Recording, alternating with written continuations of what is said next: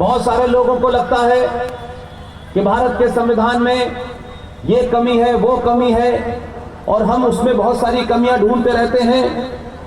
कमियां होती हैं, कमियों को ठीक किया जाता है, लेकिन क्या सही मतलब में हमको उन कमियों के बारे में पता है? या भारत की संसद में जो फैसले 1947 को मध्यरात्रि में हुए, क्या उनके बारे में हमें पता है?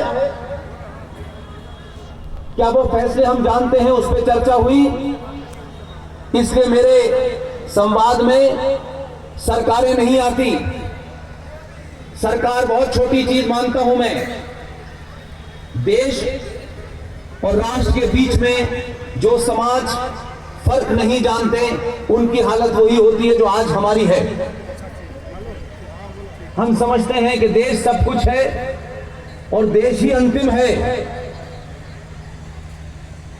हमारी संस्कृति और परिभाषा में व्यक्ति से बड़ा संगठन, संगठन से बड़ा देश, लेकिन उससे भी ऊपर होता है, उसे हम राष्ट्र कहते हैं। लेकिन राष्ट्र क्या है और देश क्या है? क्योंकि हम उस समाज से अपने आप को जोड़ते हैं जहां शास्त्रार्थ होता था। हर बातचीत के ऊपर किसी का अगर कोई विवाद है, कोई ऑब्जेक्शन है, तो खुले रूप में चुनौती देकर के उस वाद विवाद के माध्यम से अपनी बात को सत्यता के आधार पर प्रूफ करते थे। लेकिन ये समाज जो हजारों हजारों साल की परंपराओं और उस संस्कृति का वाहक था, आज सबसे ज्यादा उसी विचार से भागना चाहता है, क्योंकि उस विचार में आपको राष्ट्र नजर आता है, देश नजर नहीं आता। उस विचार से आपके निजी हित अहित में बदलते हैं। आपकी लालच आपको कायर जो बनाती है, उससे ऊपर उठने के लिए वो विचार चाहिए। इसलिए उस विचार पर जब तक मंथन नहीं होगा, मैं नहीं समझता कि भारत के अंदर कोई परिवर्तन होने वाला है। सरकारों का परिवर्तन, किसी व्यक्ति विशेष का आना और चले जाना, ये हजारों साल से चल रहा है, कोई नई बात नहीं है। लेकिन राष्ट्रों के जीवन में कुछ बदलाव ऐसे होते हैं जिन्हें हजारों हजारों साल तक याद रखा जाता है। लेकिन कुछ बदलाव जो क्षणिक है, हम सब ये समझते हैं कि ये जो क्षणिक बदलाव है, यही अंतिम बदलाव है।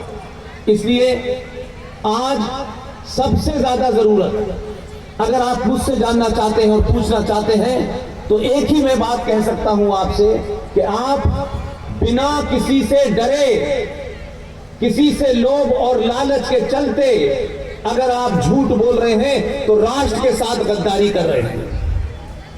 इसलिए अपने जो लोग निजी स्वार्थों से ऊपर उठ जाते हैं, जिस समाज में लालच नहीं होता, वो समाज सच बोलने लगता है। और जिस दिन भारत के 90 करोड़ सनातनी सच बोलने लगेंगे, सरकारें, सत्ताएं आपकी चौखट पे नाक रगड़ेंगी और पूछेंगी कि क्या करना है। इसलिए जो समाज सत्ताओं के पीछे लग जाता है, आज हमें ये कानून चाहिए, आज हमें जनसंख्या कानून चाहिए, आज हमें फला कानून चाहिए, कानूनों से देश चलता है, राष्ट्र नहीं चलता। और ये हमारी स्थिति इसलिए हुई है कि पूरा समाज सिर्फ सत्ता को ही सब कुछ समझता है। मुझे कोई पद मिल जाए, जिले का मिल जाए, प्रांत का मिल जाए, राष्ट्र का मिल जाए, एमएलए की टिकट मिल जाए, एमपी का टिकट मिल जाए, उसके अलावा पूरा समाज उससे कुछ अधिक सोचता ही नहीं।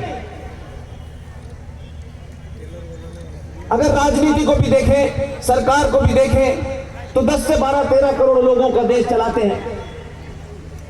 इतने ही लोग कोई वोट देते होंगे। 770 के आसपास एमपी आते हैं, अलग अलग राज्यों की विधानसभा में लोग जीत के आते हैं, लेकिन तब भी गिनती 50 से 60 करोड़ लोगों उनकी है जो जिनकी भूमिका राष्ट्र में होती है। इसलिए हमने झूठ बोला, झूठ सुना, और अब हम झूठ सुनना ही चाहते हैं। इसलिए हमारी यह दुर्गति हुई है। मुझे खुशी है इस बात की कि देवरिया जैसे जगह में, जहां छोटे छोटे बच्चे सिर्फ सच सुनने आए हैं, और अगर आपने सच कहने की प्रवृत्ति डाल ली, तो दुनिया का कोई ताकत आपको हरा नहीं सकती। इसलिए बहुत सारे झूठ हैं जो मैं आपके सामने रखना चाहता हूं।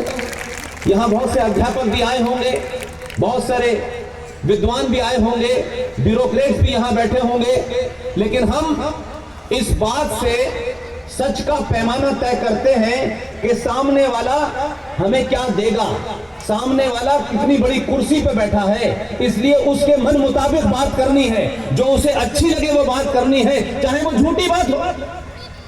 और वो कुर्सी पे बैठने वाला भी इसलिए उसे अच्छा लगता है कि मेरा गुणगान हो रहा है, चाहे झूठा ही सही, इसलिए वो टोकता नहीं है। इसलिए समाज में वो प्रवृत्ति बनती चली जा रही है। अब हमारे यहां एक झूठ बहुत बोला जाता है, राजनीतिक लोगों को झूठ बोलने की छूट है, संविधान में नहीं है, लेकिन समाज इस बात की छूट देता है कि राजनीति में